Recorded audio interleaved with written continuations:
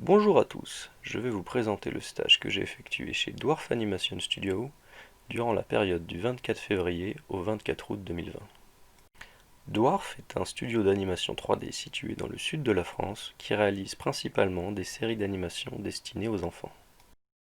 Dwarf Studio, c'est plus de 240 personnes d'un peu partout dans le monde, une équipe de 200 artistes et une core team de 40 coordinateurs et développeurs.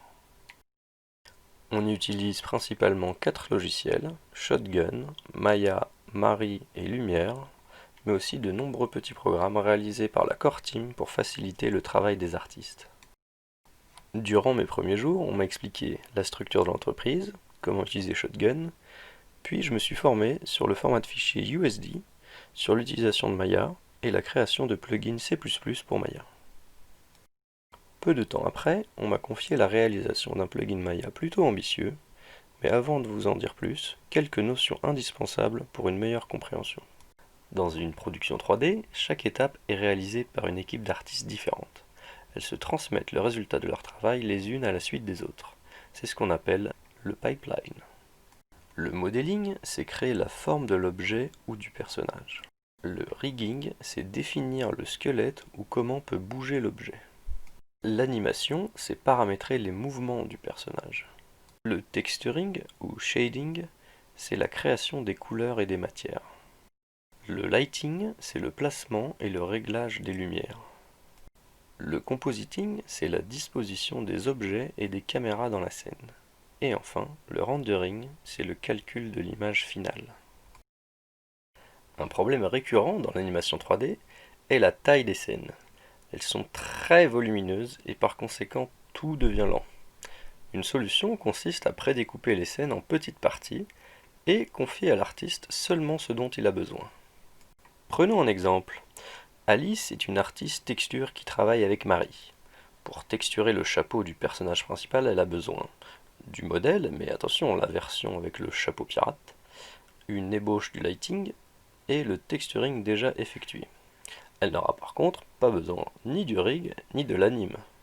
Alice fait donc une demande via Shotgun, le serveur lui crée une scène personnalisée et lui donne en réponse. Seulement voilà, pour produire une scène personnalisée à chacun des artistes, le serveur a besoin de faire tourner de nombreuses instances de Maya, de Mari et plein d'autres logiciels.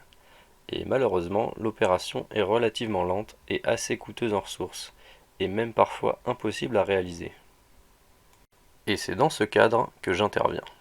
Mon projet durant ce stage a été la création d'un plugin Maya nommé Format MU pour Maya Universal.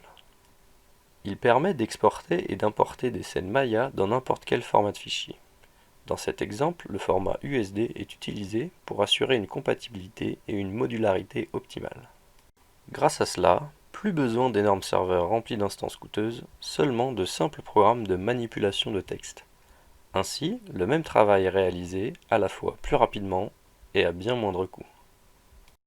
Je vais maintenant vous expliquer comment j'ai designé l'architecture de mon plugin. GatherScene effectue, au travers de l'API C++ de Maya, une recherche très approfondie sur les caractéristiques de la scène actuellement ouverte. Il récupère ensuite l'ensemble des informations décrivant la scène 3D et les présente de façon ordonnée à l'export interface. Une implémentation de cette interface va permettre de stocker la scène dans par exemple un JSON. J'ai aussi codé le processus inverse. Une implémentation va lire le point JSON et présenter ces informations à l'import interface.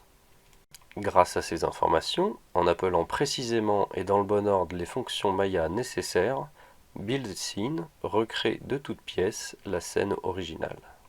Grâce à ce design, toutes les difficultés et les surprises inhérentes à l'API C++ de Maya sont gérées d'un bloc.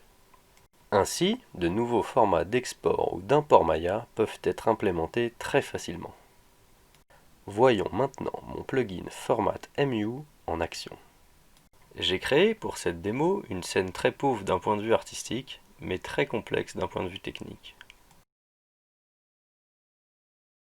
Voici à quoi ressemble le rendu à la frame 42. J'exporte ma scène à l'aide de Format MU et obtiens un fichier JSON décrivant cette même scène dans les moindres détails. Ensuite, je supprime tout et j'importe le point JSON précédemment créé à l'aide du même plugin. La scène est alors recréée à l'identique, comme si on ouvrait un fichier Maya. Si l'on compare le render à la frame 42 de cette nouvelle scène avec l'ancienne, le rendu est exactement le même. L'avantage de mon plugin est qu'il est maintenant très facile de modifier la scène à l'aide de scripts.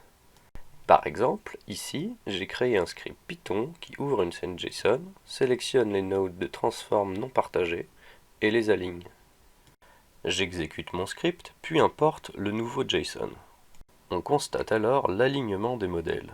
On a donc réussi à modifier une scène Maya sans l'aide de Maya. Merci à toute l'équipe de Dwarf Animation pour votre accueil. Merci à Luc de m'avoir confié la réalisation de ce projet qui te tenait tant à cœur. Merci à vous tous de m'avoir écouté. Je vous souhaite une agréable journée.